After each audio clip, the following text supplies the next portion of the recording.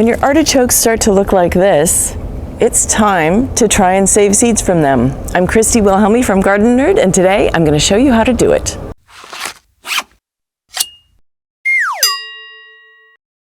As you know, artichokes go through their stages. At first, they're just leaves, and then they form a flower head. It's a bud. And then after a while, the bud opens up if you don't pick it, and you get this beautiful purple flower essence type of thing happening. And then it starts to die back, like this. And when it gets to the point where it's absolutely dry and brown, then we can harvest the seeds. When it comes to seed saving, it's important to remember that, of course, if you grow an heirloom or open pollinated variety, the seeds that you save from this are going to breed true to type, which means when you plant the seeds, they're going to grow up to produce just like their parents. If you're saving seeds from a hybridized variety, it can take 7 years to stabilize that hybrid into something that produces the same thing over and over and over again. So if you're up for that challenge, save as many seeds as you can, plant as many seeds as you can, and see which ones come out the right way, pull the ones that don't, etc., etc. That's the life of a breeder. This one happens to be a purple Italian, which is an heirloom variety, so we don't have to do that. All right, let's get started. The first thing is tools. What do you need for this task? First, you need a good pair of gloves because these guys are prickly. This part is very soft, but all of these are pretty pointy.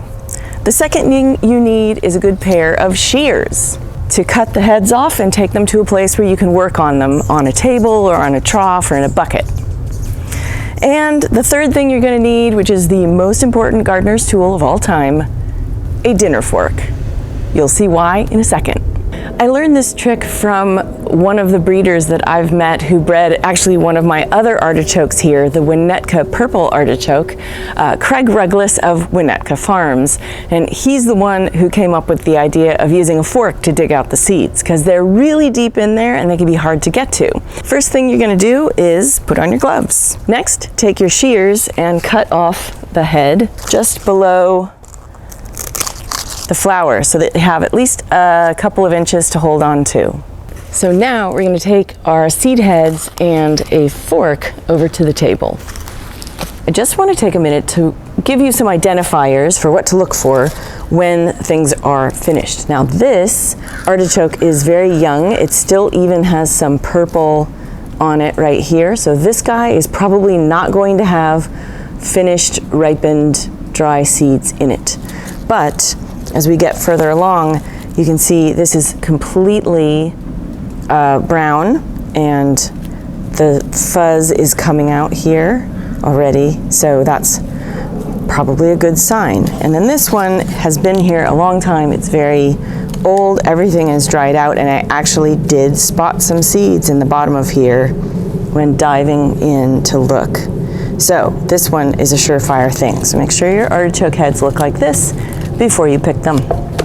Okay, I like to work in a trough or you can spread out newspaper because this gets kind of messy. And at this point, you won't need your fork right away, but you do need your gloved hands because you're basically going to rip these seed heads apart.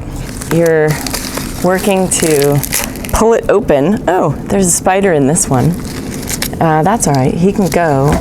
And you can see right at the base, it is not looking like there are any seeds formed. Now this is the middle of the 3.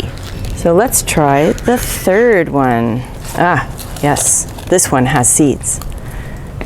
So when you tear into this, you can start to see, look, these are seeds right here. This is a really ready, ripe seed head, and these seeds are just coming right out, but sometimes they don't. Sometimes you need to take your fork and dig. And this is really where this just makes it so much easier. You dig all this fluff out and the seeds will come crashing to the floor of your tarp or whatever it is that you're working on.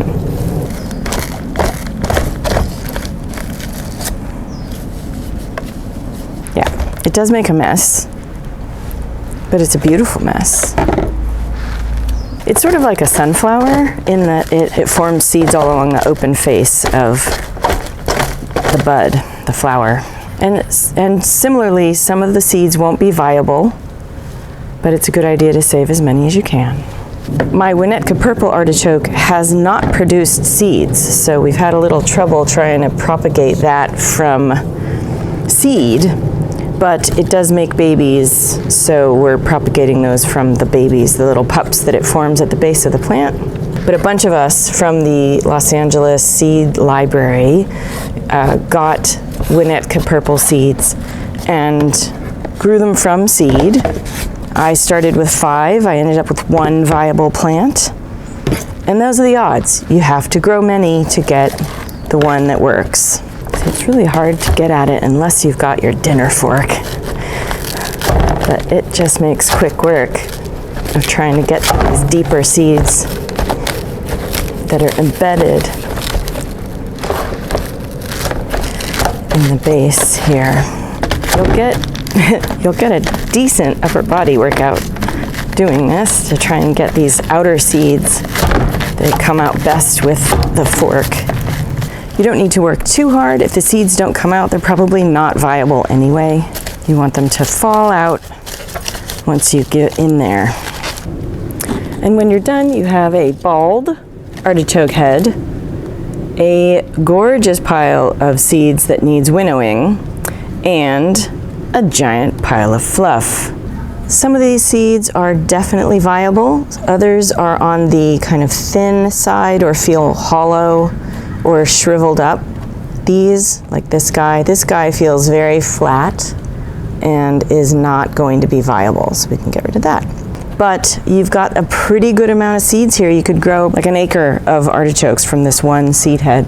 Isn't it interesting how one common household utensil can make this job so much easier?